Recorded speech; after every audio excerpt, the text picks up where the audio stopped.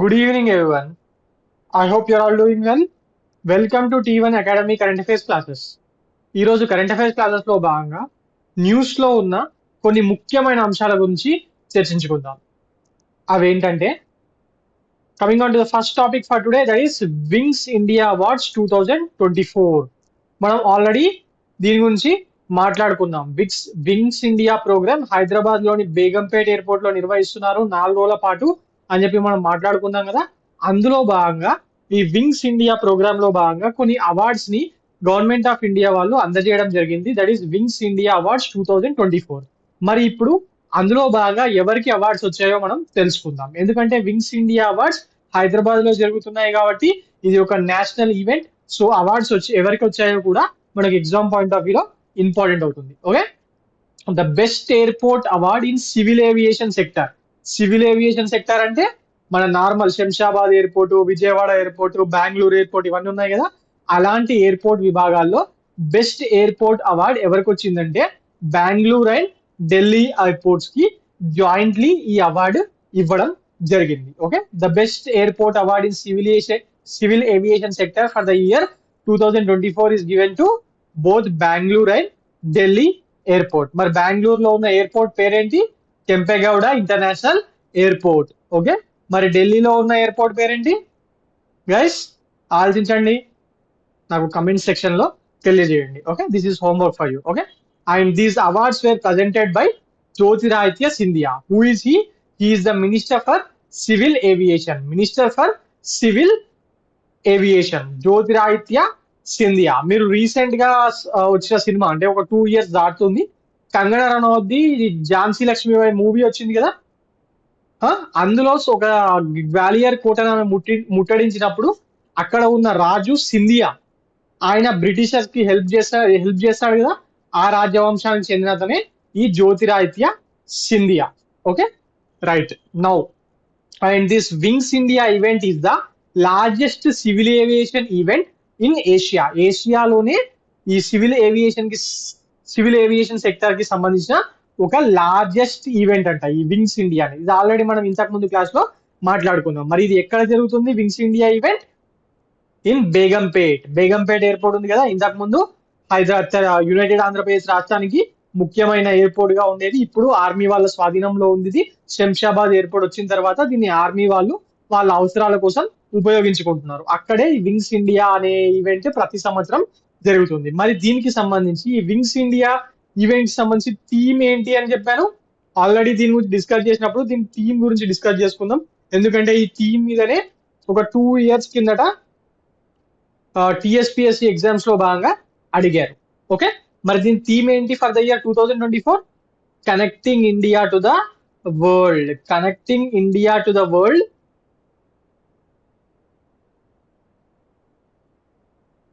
In Amrit Kaal. Okay, in Amrit Kaal, setting the stage for Indian civil aviation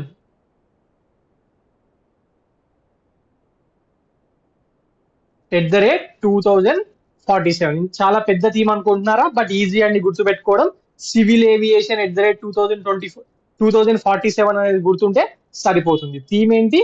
connecting India to the world in Amrit Kaal, setting the stage for India civil aviation @2047. This is the theme.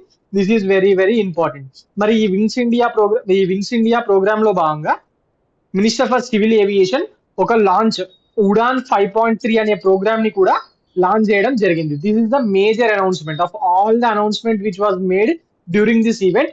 This Udan 5.3 అనేది ఒక major event అండి, major event. Okay, మరి ఈ event ని wings India awards ని కానివ్వండి ఇచ్చింది ఎవరన్నాను? జ్యోతిరాదిత్య సింధియా. మరి ఈ ఈవెంట్ వింగ్స్ ఇండియా ఈవెంట్ ని ఇనాగ్రేట్ చేస్తూ మన మినిస్టర్ గారు ఒక విషయం చెప్పారండి. ఏంటంటే Indian aviation sector symbolises 3 A's, that is accessibility, availability and affordability. ఈ పాయింట్ ఇంపార్టెంట్ అండి. Indian aviation sector symbolises 3 A's. It symbolises 3 A's. One is accessibility and the second one is availability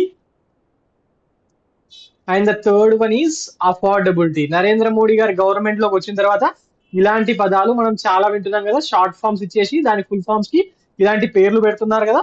so ఇవి అడుగుతున్నారండి exams లో భాగంగా. And ఈ event లో భాగంగా హైదరాబాద్ వచ్చిన Jyotiraditya Scindia he has also inaugurated air aviation school. GMR వాళ్ళు ఉన్నారు కదా, గ్రంథి మల్లికార్జున రావు, మన ఆంధ్రప్రదేశ్ ప్రాంతానికి సంబంధించిన వ్యక్తి. వాళ్ళు ఈ ఎయిర్పోర్ట్, హైదరాబాద్ ఎయిర్పోర్ట్ ని కట్టింది, మేనేజ్ చేసేది వాళ్ళే కదా. వాళ్ళు జిఎంఆర్ స్కూల్ ఆఫ్ ఏవియేషన్ అనే సంస్థను ఈ శంషాబాద్ ఎయిర్పోర్ట్ లోని స్థాపించి అక్కడి నుంచే దీన్ని నడిపిస్తున్నారు. శంషాబాద్ ఎయిర్పోర్ట్ కి పేరేంటి, official name Rajiv Gandhi international airport. Rajiv Gandhi international airport. ఈ అవార్డ్స్ లో భాగంగా, ఈ వింగ్స్ ఇండియా అవార్డ్స్ లో భాగంగా ఇంకొన్ని అవార్డ్స్ కూడా ఇవ్వడం జరిగింది. ఇవి ఒకసారి మీరు పైన చూసుకోండి. ఓకే, విస్తరా ఎయిర్లైన్స్ ఉంది కదా, ఎవరిది, టాటా వాళ్ళది. That bag the best airline of the year award. Best airline of the year ఎవరికి ఇచ్చారు, Vistara Tata airlines. Okay, and air ఇండియాకు for best international connectivity, and alliance air కి for regional connectivity, and air India express కి sustainability champion award, and GMR group the best aviation service provider. ఇది important అండి. ఇది TSPSC వాళ్ళకు, ఇటు APPSC వాళ్ళకు, ఇద్దరికి very very important. And GMR వాళ్ళు ఇందాకే చెప్పారు, స్కూల్ ఆఫ్ ఏవియేషన్ స్టార్ట్ చేశారు. And skyway air services for cargo services కి సంబంధించి వాళ్ళకి ఇచ్చారు. అండ్ ఇందులో ముఖ్యమైన point, India AIIMS for 300 million domestic passengers by 2030. Okay, ఈ ఎయిమ్ ని జ్యోతిరాదిత్య సింధియా గారు ఈ వింగ్స్ ఇండియా ఈవెంట్ లో ప్రకటించడం జరిగింది. మరి ఈ మొత్తం టాపిక్ లో ఇంపార్టెంట్ విషయాలు ఏంటి, ఒకటి థీమ్, ఇంకోటి ఎక్కడ జరిగింది. థీమ్ ఏంటి, connecting India to the world in Amrit call, setting the stage for Indian civil aviation at the rate 2047. ఇది థీమ్. మరి ఇది ఎక్కడ జరుగుతుంది, హైదరాబాద్ లోని బేగంపేట్ ఎయిర్పోర్ట్ లో జరుగుతుంది.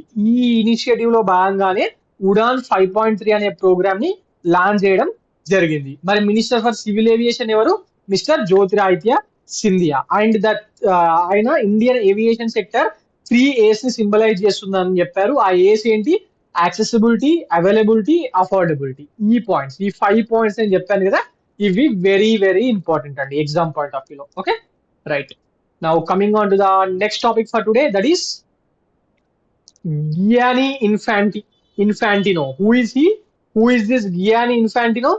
ఈయన ఎవరు, he is the president of International Football Association, that is FIFA. International football association అన్నాడు, షార్ట్ ఫామ్ ఇది తేడా ఉందని అనుకుంటున్నారా, కాదండి, ఇది స్పానిష్ లో దీన్ని ఫీఫా అంటారు.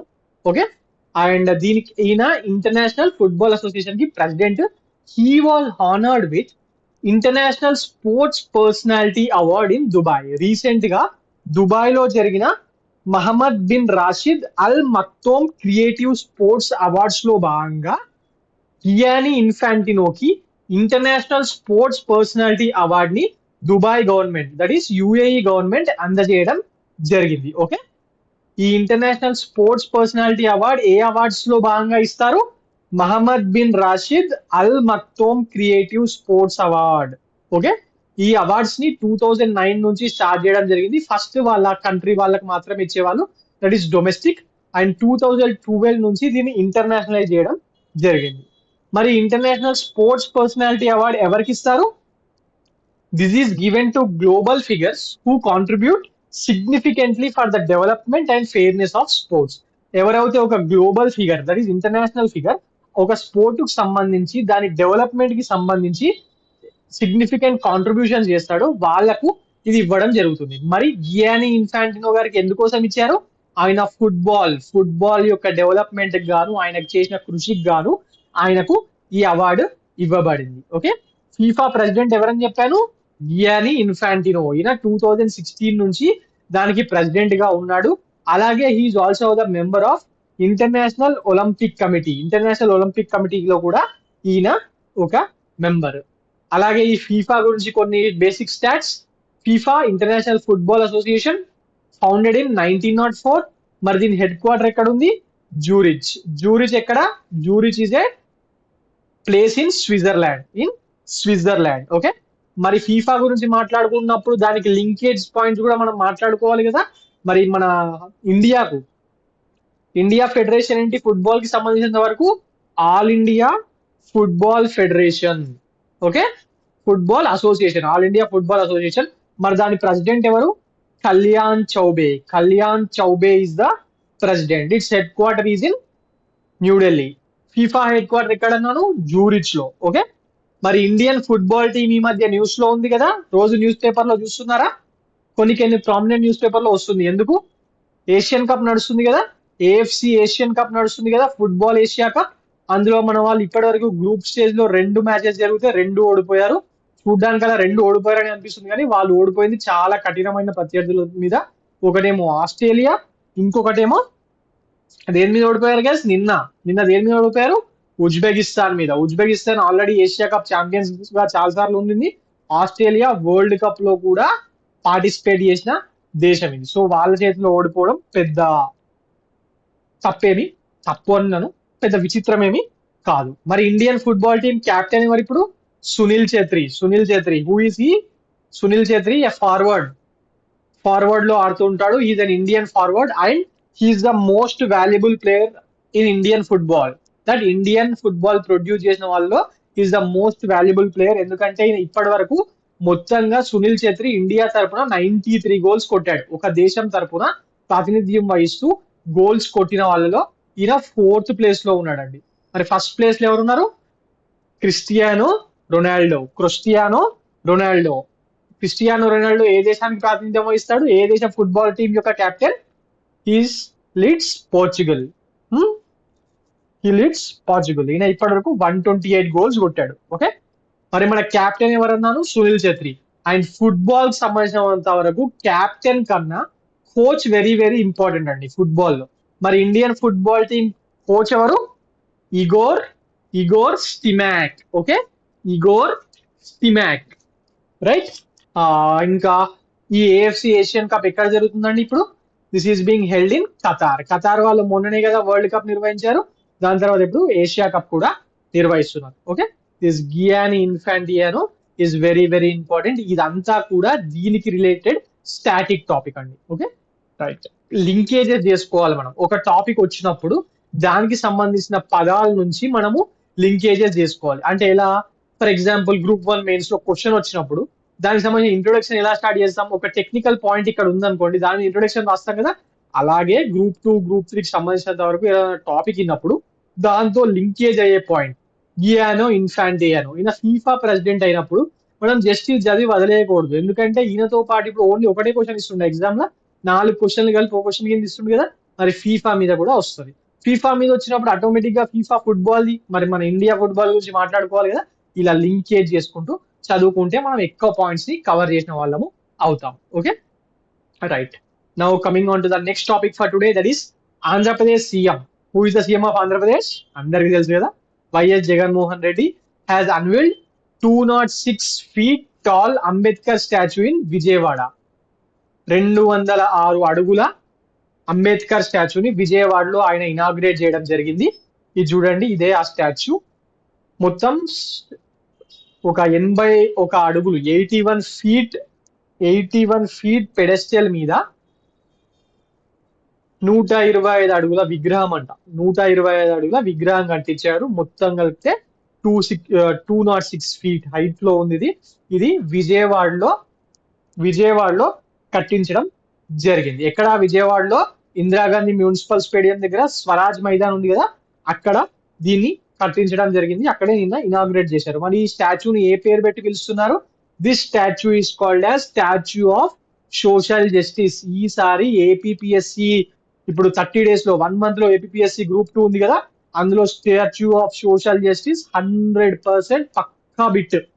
ఓకే, ఖచ్చితంగా ఎగ్జామ్ లో దీని మీద క్వశ్చన్ వస్తుంది. Okay, this is the world's tallest Ambedkar statue. మరి world second tallest Ambedkar statue ఎక్కడ ఉంది? ఎక్కడ? తెలంగాణలో హైదరాబాద్ లో కేసీఆర్ గారు సీఎం గా ఉన్నప్పుడు కట్టించారు కదా. అదెన్ని అడుగులు? అది 175 feet అండి. ఇది కూడా అంతే, 125 feet స్టాచ్యూ అది కూడా. బట్ ఒక 50 feet పెడెస్టల్ మీద కట్టించాడు.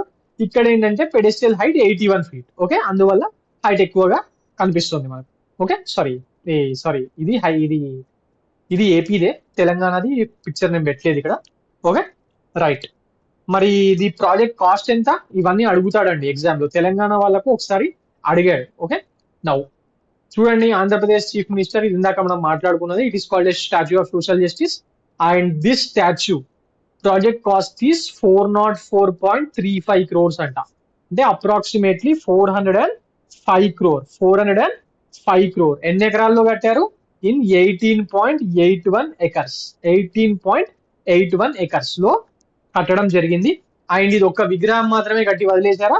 బట్ లేదండి, దాంతో పాటు ఒక యాంపీ థియేటర్, అంబేద్కర్ గారికి సంబంధించిన విశేషాలు చూపిస్తా ఉంటుంది అది. అండ్ ఆయనకు సంబంధించిన ఒక మ్యూజియం అండ్ లైబ్రరీ, అందులో అంబేద్కర్ గారు రాసిన రచనలు ఇవన్నీ పెట్టుంటాయి. అండ్ నేను ఎక్స్పీరియన్స్ సెంటర్ అని అంబేద్కర్ కూడా ఇక్కడ కట్టడం జరిగింది. ఈ మధ్య దేశంలో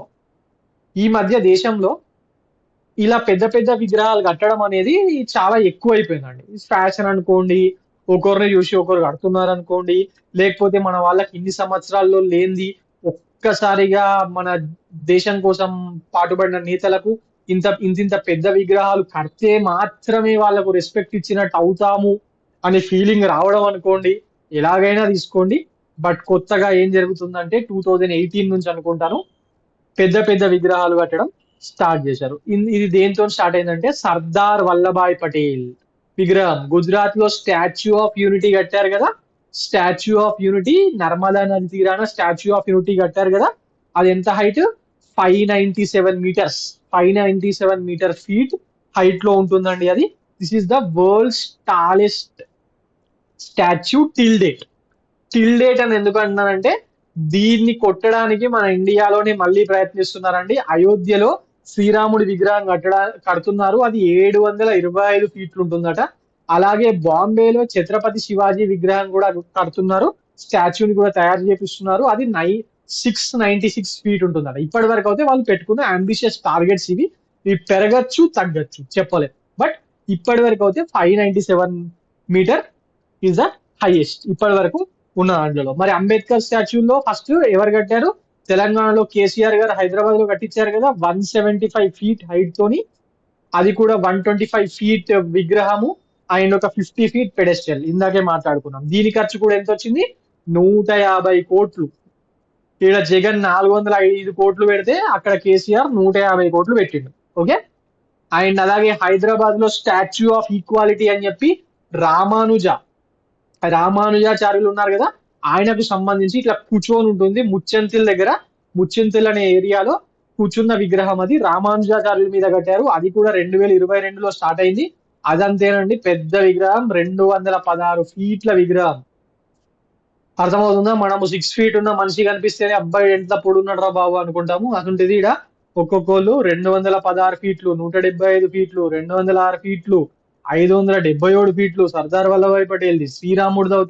శ్రీరామచంద్రమూర్తి అవుతే 725 ఫీట్లు. ఛత్రపతి శివాజీది 696, 696 ఫీట్ విగ్రహాలు కడుతున్నారు. ఎందుకు కడుతున్నారో మాత్రం ఎవరికి అర్థం కావట్లేదు. మనమైతే ఎగ్జామ్ పాయింట్ ఆఫ్ వ్యూలో అడిగే ఛాన్సెస్ ఉన్నాయి కాబట్టి చదువుకోవాలండి. Okay, right. ఇదండి దీనికి సంబంధించిన ఇన్ఫర్మేషన్. ఆంధ్రప్రదేశ్ లో కట్టించాడు, దాని పేరు ఏమని పెట్టాడు జగన్? దానికి పేరు ఏమని పెట్టాడు? Statue of social justice. ఈ పాయింట్ ఇంపార్టెంట్. రెండోది, దాని height 206 feet and it is the world's largest statue of Ambedkar. And fourth one is project cost ఎంత? 404.35 కోట్లు. Okay, right. Now coming on to the next topic for today, that is Sashastra Seema Bal. Sashastra Seema బల్ అనేది news లో ఉందండి. ఎందుకంటే దానికి కొత్తగా డైరెక్టర్ జనరల్ ని నియమించడం జరిగింది. Recently Daljit Singh Chaudhary has been appointed as the director general of Sashastra Seema Bal. He is an IPS officer currently working as the special DG of CRPF. Okay, మరి ఈ సహస్ర సీమా బల్ ఏంటి అసలు?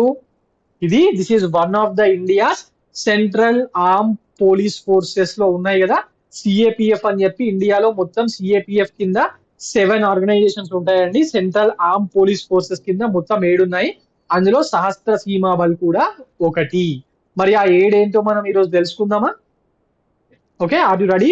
ఆ ఏడేంటి గైస్ ఒకసారి ఆలోచించండి. మీరు విన్న పేర్లే ఉంటాయి, బట్ ఏడేంటంటే తక్కువ గుర్తుకు రావు, బట్ ఎగ్జామ్ లో అడగచ్చు. ఎందుకంటే ఈయన న్యూస్ లో ఉన్నాడు సహస్ర సీమాబల్ మీద. ఓన్లీ దల్జిత్ సింగ్ చౌదరి కొత్తగా అపాయింట్ అయ్యాడు కాబట్టి ఆయన మీద మాత్రమే అడగరు ఎగ్జామ్ లో, దాని రిలేటెడ్ కూడా అడుగుతారు. సిఏపిఎఫ్ లో మొత్తం ఎన్ని ఉన్నాయని చెప్పాను, సెంట్రల్ ఆర్మ్ పోలీస్ ఫోర్సెస్ కింద మొత్తంగా 7 ఉన్నాయి. మరి 7 ఏంటవి? First is Assam rifles. Assam rifles ఉన్నారు కదా, వీళ్ళ ముఖ్యమైన పని ఏంటి? వీళ్ళు ఇండో మయన్మార్ బార్డర్ ఉంది కదా, ఇండియా మయన్మార్ బార్డర్, దానికి కాపలా కాస్తూ ఉంటారు, దాన్ని ప్రొటెక్ట్ చేస్తూ ఉంటారు. వాళ్ళ యొక్క మెయిన్ పని అది. అండ్ నార్త్ ఈస్ట్ లో ఏమైనా కౌంటర్ ఇన్సర్జెన్సీ ఆపరేషన్స్ ఉన్నాయనుకోండి, వీళ్ళే ముఖ్యంగా పాల్గొంటూ ఉంటారు. ఫర్ ఎగ్జాంపుల్ ఉల్ఫా వాళ్ళు ఉన్నారు, ఉల్ఫా అస్సాంలో. ఇంకా నాగాలాండ్ లో ఎన్ఎస్సి అను, ఇలాంటి ఆర్గనైజేషన్స్ ఉన్నాయి కదా, మిలిటెంట్ ఆర్గనైజేషన్స్ అనండి, టెర్రరిస్ట్ ఆర్గనైజేషన్స్ అనండి, ఏమన్నారండి, ఇవి ఉన్నాయి కదా, వీళ్ళకి సంబంధించిన వాటి మీద స్పెషల్ గా ఆపరేషన్ చేసి వీళ్ళని మట్టు పెట్టాలనుకున్నా, వీళ్ళ క్యాంప్స్ మీద రైడ్ చేయాలనుకున్నా, నార్త్ ఈస్ట్ లో మొట్టమొదటిగా బయలుదేరేది అస్సాం రైఫిల్స్ అండి.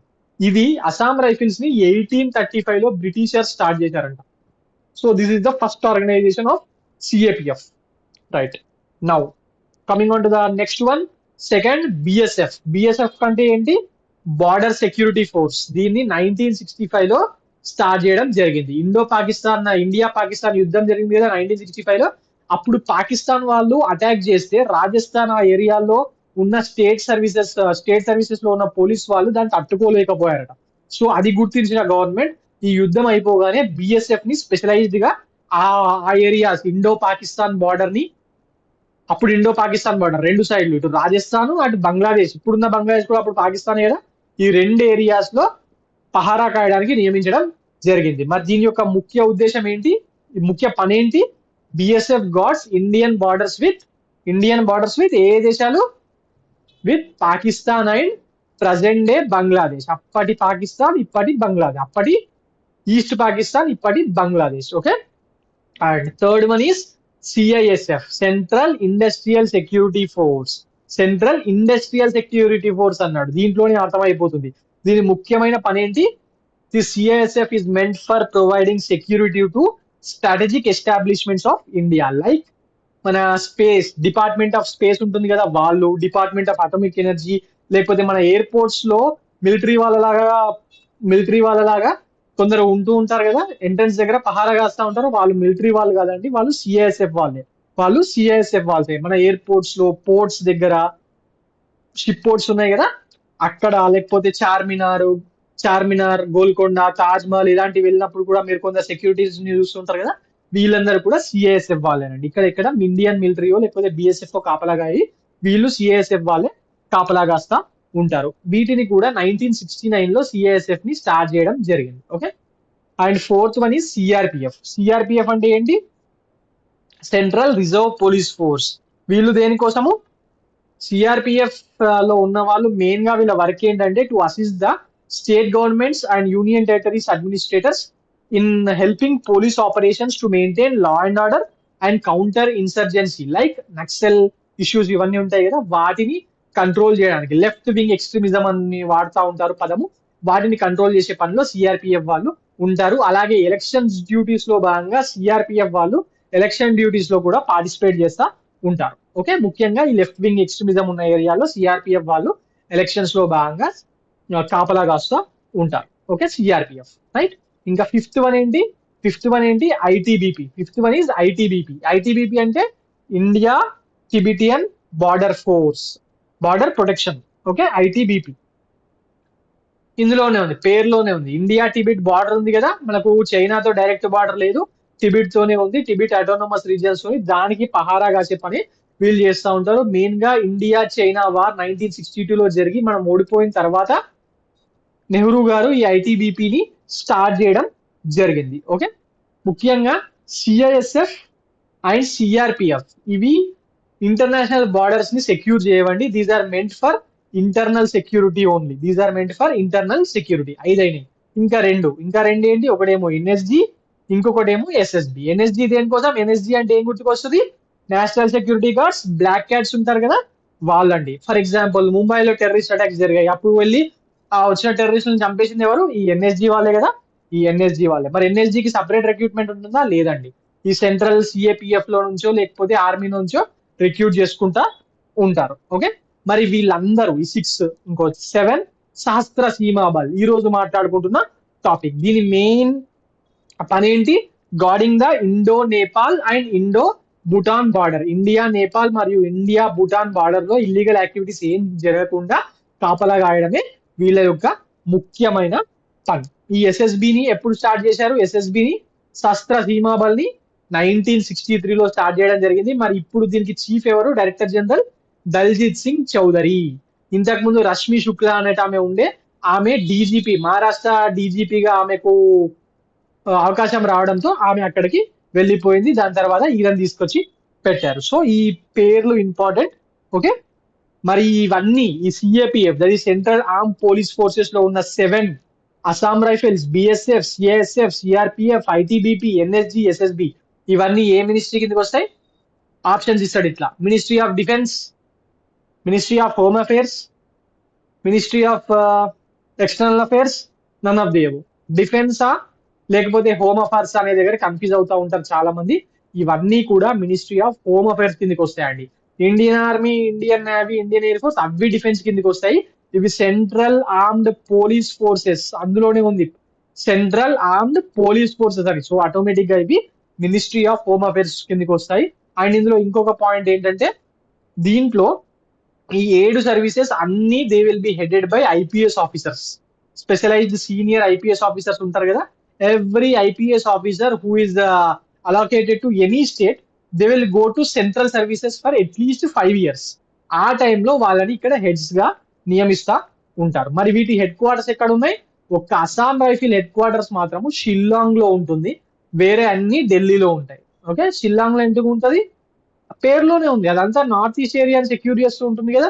సో ఆటోమేటిక్ గా అది షిల్లాంగ్ లో పెట్టడం జరిగింది. ఓకే, రైట్ అండి. ఇదండి దీనికి సంబంధించిన detailed information. Okay, right. Now coming on to the next topic for today, that is national academy of construction. National academy of construction news లో ఉందండి. నాక్ అంటారు. ఇది హైదరాబాద్ లోని మాదాపూర్ లో ఉంటుంది. ఇది ఒక గవర్నమెంట్ ఇన్స్టిట్యూషన్. దీనికి international leadership excellence award recent గా రావడం జరిగింది.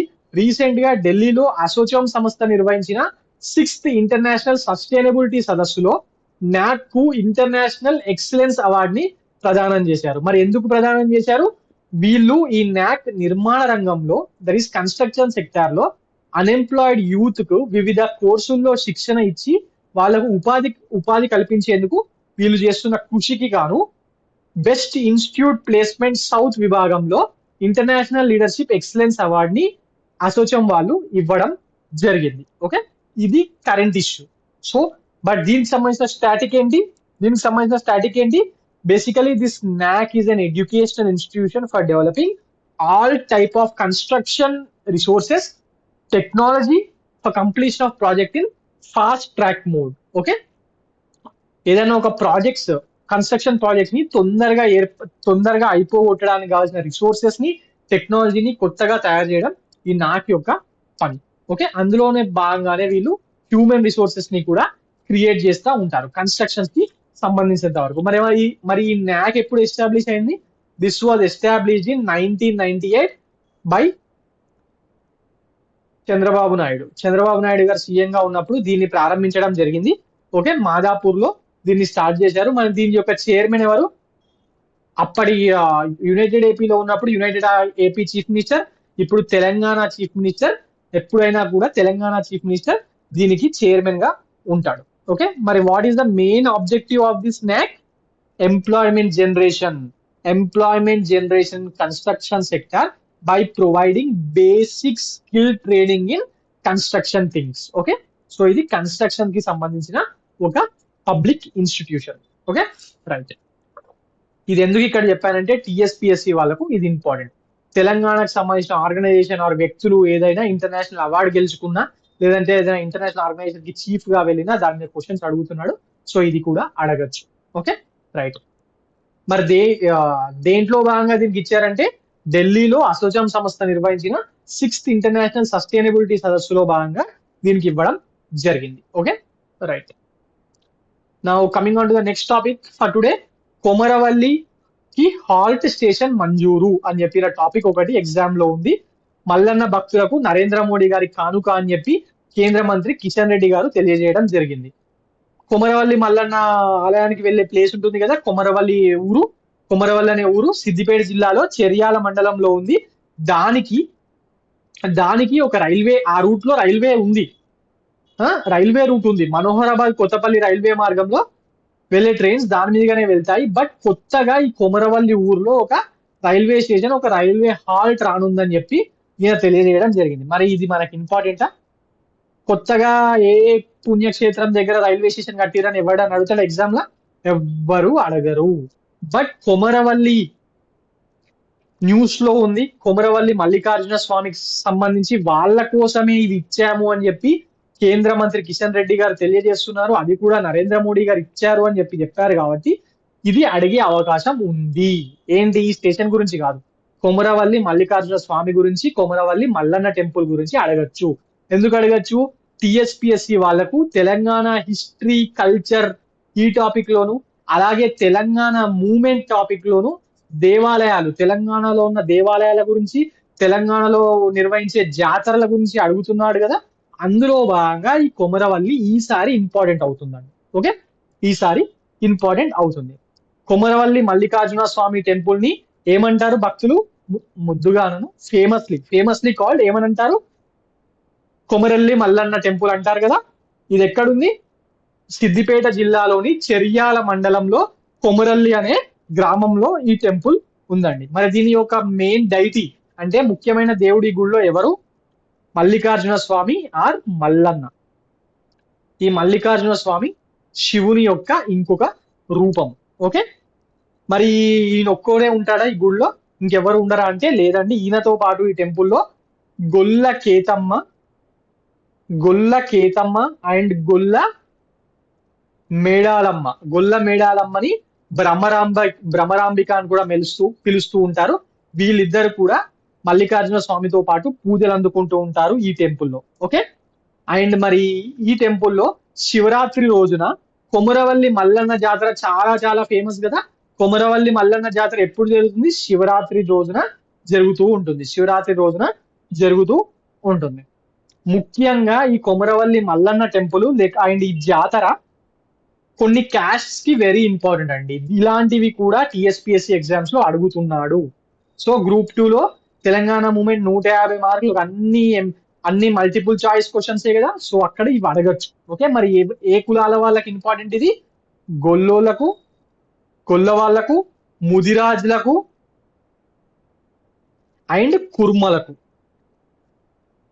ఈ 3 కులాలకు సంబంధించిన వాళ్ళు ఎక్కువగా ఇక్కడికి వెళ్తూ ఉంటారు. తెలంగాణలో ఉన్న అందరూ వెళ్తారండి. బట్ ఈ 3 కులాల వాళ్ళకు సపరేట్ గా కులదేవుడు లాగా ఈ టెంపుల్ వెరీ వెరీ ఇంపార్టెంట్. దీని మీద కూడా క్వశ్చన్ రావచ్చండి. ఓకే, అండ్ శివరాత్రి రోజున ఇక్కడ పెద్దపట్నం నిర్వహిస్తారు. ఓకే, ఇక్కడ నిర్వహించేది ఒకటి, దాన్ని పెద్దపట్నం అని అంటూ ఉంటారు. ఇక్కడ పెద్దపట్నం నిర్వహిస్తారు. మరి ఈ టెంపుల్లో పూజారులు ఉంటారు కదా. పూజారులు అనగానే మనకు బామణోళ్ళే గుర్తుకొస్తారు కదా. బట్ ఇక్కడ బామణోళ్ళు పంతులు కాదండి. ఇక్కడ పంతులు ఎవరు? ఇక్కడ పూజారులు ఎవరంటే ఒగ్గువారు ఉంటారు కదా. ఆ ఒగ్గువారులే ఇక్కడ పూజారులు. ఇది తెలంగాణలో చాలా దగ్గర ఉంటుందండి. ఫర్ ఎగ్జాంపుల్ ఇప్పుడు వరంగల్ జిల్లా ములుగులో సమ్మక్క సారలమ్మ జాతర జరిగిపోతుంది కదా.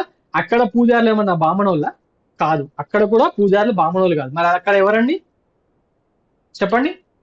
ఇప్పుడు రాబోయేది అదే. రీసెంట్ గానే Telangana government under Congress 105 crores ఈ ఫెస్టివల్ కోసం కేటాయించిందని చెప్పి నిన్న న్యూస్ లో ఉంది. మరి ఈ పూజారులు ఎవరో మీరు తెలంగాణ మూమెంట్ బుక్ చూసి కమెంట్ సెక్షన్ లో నాకు తెలియజేయండి. ఇది మీకు ఈ రోజు homework. Okay, right. And Shivaratri రోజున ఇక్కడ ఒక ఇక్కడ ఒకటి జరుగుతుందండి. దాన్ని ఏంటంటే మన సినిమాల్లో చూస్తాం. ఏమని? బొగ్గుల మీద నిప్పులతో అక్కడ భక్తులు వాటి మీద నడుస్తూ ఉంటారు కదా. శివరాత్రి రోజు రాత్రంతా కాల్చిన నిప్పుల్లో భక్తులు అక్కడ దాటుతూ ఉంటారండి. దీన్ని అగ్నిగుండాలు అన్న పేరుతో పిలుస్తూ ఉంటారు. ఓకే, అగ్నిగుండాలు అన్న పేరుతో పిలుస్తూ ఉంటారు. ఇది ఇంపార్టెంట్ అండి.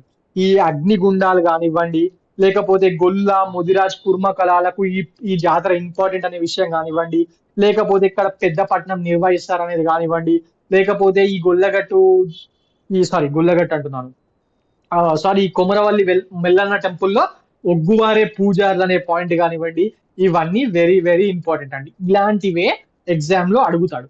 సింపుల్ గా కొమరవల్లి మల్లన్న టెంపుల్, కొమరవల్లి మల్లికార్జున స్వామి టెంపుల్ ఎక్కడ ఉందంటే ప్రతి ఓడు రాస్తాడు ఎగ్జామ్ లో, అవునా కదా? ఎక్కడ ఉంది? సిద్దిపేట జిల్లాలో ఉంది, కొమరవల్లి ఊర్లో ఉంది, చెర్యాల మండలి. ఇది అందరికి తెలుస్తుంది. అక్కడ మెయిన్ డైటీ ఎవరంటే మల్లన్న, ఇది అందరికి తెలుస్తుంది. ఇటువంటి క్వశ్చన్ ఇస్తాడు ఎగ్జామ్ లో. క్వశ్చన్ టఫ్ చేయాలనుకుంటుడు, టఫ్ చేయాలనుకుంటుడు, అప్పుడు ఆటోమేటిక్ గా ఇలాంటి క్వశ్చన్స్ పడతాయి ఎగ్జామ్ లో. Okay, right. Now coming on to the next topic for today, that is RTC ఉద్యోగులకు ప్రమాద బీమా. ఆర్టీసీ ఉద్యోగులకు ప్రమాద బీమా ఇంతకు ముందు నుంచే ఉందండి. ఇంతకు ముందు 40 lakhs ఉండే. అంటే ఆర్టీసీలో పనిచేస్తున్న ఎంప్లాయీస్ ఏదైనా ప్రమాదంలో చనిపోతే వాళ్ళకు 40 lakhs బీమా అందజేసేది ఇంతకు ముందు RTC in association with union bank of India. ఇప్పుడు యూనియన్ బ్యాంక్ ఆఫ్ ఇండియా, ఇంతకు ముందు ఆంధ్ర బ్యాంక్. దాన్ని రీసెంట్ గా నిన్న 1.12 crores కి పెంచడం జరిగింది. ఓకే, అండ్ దీనిలో ఎలాంటి బీమా ప్రీమియం వీళ్ళు కట్టాల్సిన అవసరమే లేదంట. ఏమీ కట్టకుండానే ఎవరైనా చనిపోతే 1.12 crores ఒక్కొక్క వ్యక్తికి ఇవ్వడం జరుగుతుంది. దీనికి సంబంధించిన విషయాన్ని రీసెంట్ గా ట్రాన్స్పోర్ట్ మినిస్టర్ అయిన పొన్నం ప్రభాకర్ గారు మరియు ఆర్టీసీ ఎండి సజ్జనార్ గారు తెలియజేయడం జరిగింది. అండ్ అన్అఫిషియల్ న్యూస్, ఇది పెంచడానికి పొన్నం ప్రభాకర్ ట్రాన్స్పోర్ట్ మినిస్టర్ గారు మన యూనియన్ బ్యాంక్ ఆఫ్ ఇండియా వాళ్ళతో చర్చలు చెప్పి కొంచెం కష్టపడి ఒప్పించారని చెప్పి న్యూస్ వస్తున్నాయి కొన్ని పేపర్స్ లో. So this RTC employees should thank Ponnam Prabhakar. Okay, right. ఇంతకు ముందే ఇది కూడా అడగచ్చండి, ఎందుకంటే రీసెంట్ గా కాంగ్రెస్ గవర్నమెంట్ వచ్చింది. వాళ్ళు కొత్తగా ఇచ్చిన స్కీమ్స్, లేకపోతే వాళ్ళు అచీవ్ చేసిన విషయాలు, లేకపోతే వాళ్ళు జనాల కోసం చేసిన విషయాల మీద ఆటోమేటిక్ గా ఎగ్జామ్ లో అడుగుతారు. అండ్ దిస్ 40 lakhs నుంచి 1.12 crores కి పెంచారు ఒక్కొక్క ఆర్టీసీ ఉద్యోగి, కాబట్టి ఆటోమేటిక్ గా అడిగే అవకాశం ఉంది. అడుగుతారండి, మీకు డౌట్ రావచ్చు ఇలాంటివి కూడా అడుగుతారా అని. ఒకసారి అయితే ఎగ్జామ్ లో టీఎస్పీఎస్సీ ఫామ్ అయిన తర్వాత ఫస్ట్ కొత్తలో జరిగిన ఎగ్జామ్ లో 2 BHK ఫ్లాట్లు ఈయన కట్టిస్తా అన్నాడు కదా, అది ఎంత జాగ్రత్త కట్టిస్తాడు అనే క్వశ్చన్ కూడా ఇచ్చిరండి. ఓకే, అలాగే ఈ రేషన్ కార్డులు, వైట్ కార్డులు, ఇవన్నిటి మీద కూడా క్వశ్చన్స్ వచ్చాయి చాలా సార్లు. Okay, so please try to remember these kind of any news. Tsp Telangana government వాళ్ళు తీసుకొచ్చే ఏదైనా ఎగ్జామ్ పాయింట్ ఆఫ్ వ్యూలో important. Okay, right. Now coming on to the next topic for today, Twitter now presently called as X. ఇది news లో ఉంది. ఎందుకు news లో ఉంది? ఈ ఎక్స్ లో ఇకపైన ఆడియో వీడియో కాల్స్ ఫ్రీగా చేసుకోవచ్చట. సిమ్ ఏం అవసరం లేదు. మనం ఏం చేస్తాం, జనరల్ గా సిమ్ కొనుక్కుంటేనే కదా చేసేది. ఇక్కడ ఏ సిమ్ లేకుండా ఆడియో వీడియో కాల్స్ ఫ్రీగా చేసుకోవచ్చంట. ఓకే, ఆల్రెడీ ఇది ఫేస్బుక్ లో ఉంది, ఇలాంటి ఫెసిలిటీ ఫేస్బుక్ లో ఉంటుంది. ఇప్పుడు ట్విట్టర్ వాళ్ళు కూడా తీసుకురావడం జరిగింది. మరి ఇది ఇంపార్టెంటా? కాదండి, ఇదేం ఇంపార్టెంట్ కాదు. But last time APSC 2018, last time కాదు, మేబీ 2018 కదా లాస్ట్ టైం వీళ్ళకి జరిగింది గ్రూప్ 1 ఏపీఎస్సిలో. 2018 గ్రూప్ 1 ప్రిలిమ్స్ లో భాగంగా అప్పుడు YouTube CEO, Facebook CEO, Twitter CEO ఇంకొకటి ఏదో ఇచ్చేసి మ్యాచ్ ద ఫాలోయింగ్ ఇచ్చి ఒక క్వశ్చన్ ఇచ్చాడండి గ్రూప్ 1 లో. సో మళ్ళీ కూడా అడగచ్చు కదా. సో మరి ట్విట్టర్ సిఇఓ ఎవరు? ట్విట్టర్ న్యూస్ లో ఉంది కాబట్టి కొత్త విషయం మీద, this A social media micro blogging platform, news లో ఉంది కాబట్టి మనం ఇప్పుడు ట్విట్టర్ సిఇఓ ఎవరు తెలుసుకోవాలి. ఇప్పుడు ట్విట్టర్ సిఇఓ ఎవరు? రీసెంట్ గా దిస్ ఈస్ ఎలాన్ మస్క్. ఇంతకు ముందు ఎవరుండే? జాక్ డార్సే ఉండే. దాని తర్వాత దాన్ని ఎలాన్ మస్క్ వాళ్ళ కంపెనీ కొనేసింది కదా. ఆ కొనేసే టైంలో ఉన్న సిఇఓ మన ఇండియన్ అండి. Is an Indian NRI. His name is Parag Agarwal.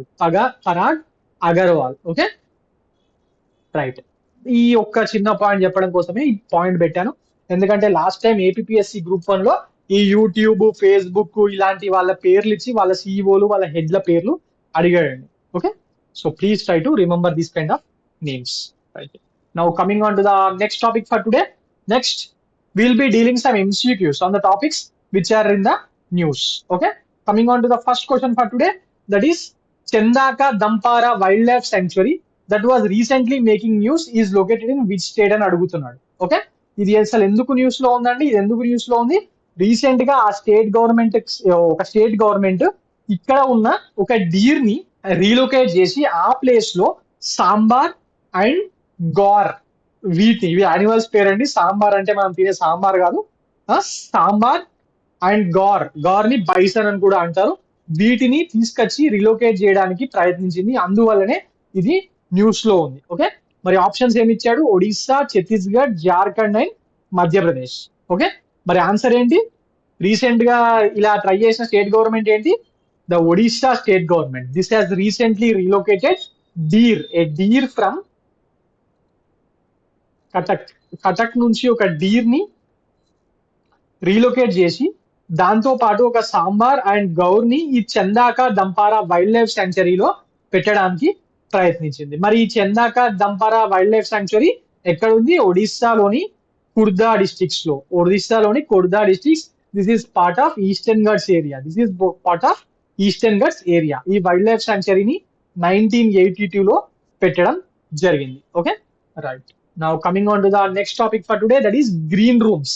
Green rooms which are recently in news associated with which country అని అడుగుతున్నాడు. రీసెంట్ గా ఎవరైతే ఇంటర్నేషనల్ రిలేషన్స్ ని బాగా ఫాలో అవుతున్నారో అందులో గ్రీన్ రూమ్స్ అనే ఒక టాపిక్ వచ్చిందండి. మరి దీన్ని ఎవరు ఇనిషియేట్ చేశారని అడుగుతున్నాడు, ఏ దేశంలో? Options given here are: A Russia, B Israel, C Ukraine, D Iran. Okay, మరి దేనికి సంబంధించింది? ఇది యుక్రెయిన్ కి సంబంధించిందండి. యుక్రెయిన్ లో దీన్ని స్టార్ట్ చేయబోతున్నారు. మరి ఎవరు స్టార్ట్ చేయబోతున్నారు? యుక్రెయిన్ గవర్నమెంటా? కాదండి. రీసెంట్ గా యుఎన్డిపి వాళ్ళు ఉన్నారు కదా, united nations development programme and government of Denmark government వాళ్ళు they have recently launched the concept of green rooms in Ukraine. Okay, మరి ఇవి దేనికోసం? These green rooms are like specially equipped spaces that facilitate some kind of interaction between police officials and child survivors and witnesses of a crime. ఎందుకోసము? ఈ Ukraine లో ఈ మధ్య యుద్ధం జరుగుతున్న సందర్భంలో రష్యాకు సంబంధించిన సైనికులు చాలా అకృత్యాలు చేస్తున్నారని చెప్పి మనం వింటూ ఉన్నాం కదా. ఆ టైంలో వాటిని చూసి భయపడిన చిల్డ్రన్ అండ్ వాటి నుంచి తప్పించుకున్న చైల్డ్ సర్వైవర్స్, వీళ్లకు అండ్ ఆ క్రైమ్స్ ని దగ్గర నుండి చూసిన వాళ్లకు అండ్ అక్కడ ఉన్న పోలీస్ ఆఫీసర్, వీళ్ళ ముగ్గురిని ఇంటరాక్ట్ చేసి వాళ్ళ ముగ్గురు మధ్యలో ఒక ట్రస్ట్, మళ్ళీ దేశం మీద ట్రస్ట్ క్రియేట్ చేయడంలో భాగంగా చిల్డ్రన్ కి అండ్ యూత్ కి ఆ దేశ వ్యవస్థల మీద ట్రస్ట్ క్రియేట్ చేయడంలో భాగంగా అండ్ ఈ గ్రీన్ రూమ్స్ అనే కాన్సెప్ట్ ని యుఎన్డిపి అండ్ డెన్మార్క్ గవర్నమెంట్ వాళ్ళు కలిసి యుక్రెయిన్ లో స్టార్ట్ చేయడం జరుగుతుందండి. Okay, right.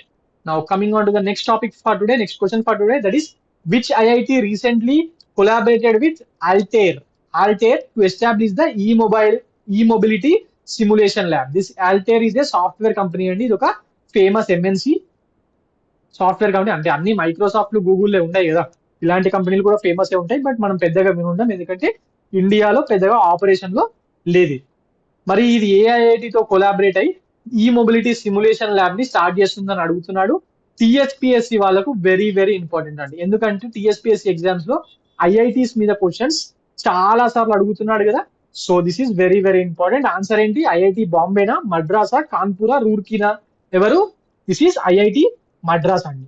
Recently the IIT Madras has partnered with this Altair to establish a e mobility simulation lab. మరి దీంతోనే ఎందుకు? ఆల్టేర్ తోనే. ఇది ఇందాకే చెప్పాను, global tech company, software company. But this is mainly specialized in simulation and high performance computing and artificial intelligence. ఈ మూడు రంగాల్లో ఇది చాలా ఫేమస్ ఈ కంపెనీ. అందువల్ల ఐఐటి మద్రాస్ వాళ్ళు రీసెంట్ గా దీంతో కలిపి ఈ మొబిలిటీ సిమ్యులేషన్ ల్యాబ్ అనే దాన్ని తీసుకురావడం జరుగుతుంది. Okay, right. Now coming on to the next question for today, that is which organisation releases the annual status of education report. Annual status of education report అంటే చాలా మంది కన్ఫ్యూజ్ అవుతారు. ASER report ని organisation తీసుకొస్తుందంటే అందరికీ తెలుసండి, ఖచ్చితంగా తెలియాలి కూడా. ఎందుకంటే చాలా సార్లు రిపీట్ అయింది క్వశ్చన్. యూపీఎస్సీలో, ఎస్ఎస్సి సిజిఎల్ లో, ఏపీఎస్సీలో, టిఎస్పిఎస్సిలో ఎక్కడ పడితే అక్కడ ఎస్ఆర్ రిపోర్ట్ మీద ఖచ్చితంగా క్వశ్చన్లు వచ్చాయి. మరి దీన్ని ఎవరు ఆర్గనైజేషన్ తీసుకొస్తారు? NGO Pratham foundation, UNICEF, world economic ఫోరమా? దావోస్ లో ఇప్పుడు ఆల్రెడీ మీటింగ్ ఉంది కదా, మొన్న తెలంగాణ చీఫ్ మినిస్టర్ రేవంత్ రెడ్డి గారు వెళ్ళొచ్చారు కదా. వరల్డ్ బ్యాంకా? మరి ఎవరు? ఎన్జిఓ ప్రథమ్ ఫౌండేషన్ వాళ్ళు తీసుకురావడం జరుగుతుందండి. రీసెంట్ గా ఈ ఇయర్ కూడా వీళ్ళు రిపోర్ట్ రిలీజ్ చేయడం జరిగింది with the title beyond basics అనే పేరు మీద ఒక రిపోర్ట్ ని తయారు చేయడం జరిగింది. దీన్ని మీరు ఒకసారి చదవండి, చూడండి. నేను రేపటి క్లాస్ లో దీని గురించి డీటెయిల్డ్ గా మాట్లాడతాను. ఎస్ఆర్ రిపోర్ట్ ఒకసారి వచ్చిందంటే ఆ ఇయర్ పక్కా ఏ ఎగ్జామ్ అంటే ఖచ్చితంగా అడుగుతాడు. ఇప్పుడు ఏపీఎస్సి గ్రూప్ 2 వాళ్ళకి అడగచ్చు, ట్రిబ్యునల్ ఎగ్జామ్ ఉంది కదా, లేకపోతే గ్రూప్ 1 అడగచ్చు ఏపీఎస్సీ వాళ్ళకు, లేకపోతే రాబోయే టీఎస్పీఎస్సీ ఎగ్జామ్ లో కూడా బరాబర్ పక్కాగా దీని మీద క్వశ్చన్ వస్తుందండి. ఎందుకంటే ఇది 100% క్వశ్చన్. ఓకే, అసలు రిపోర్ట్ ఖచ్చితంగా చదువుకోండి. Okay right. మరి ఈసారి ఇచ్చిన బియాండ్ బేసిక్స్ దేని మీద? This assessed this report has assessed basically the foundational reading and arithmetic skills of Indian youth. Okay okay, మనం రేపు డిస్కస్ చేసుకుందాం అనుకున్నాం కదా, రేపు డీటెయిల్ గా డిస్కస్ చేసుకుందాం దీని గురించి. Okay right. ఇదండి ఈ రోజు current affairs. For more current affairs like this, please visit T1 Academy. Thank you.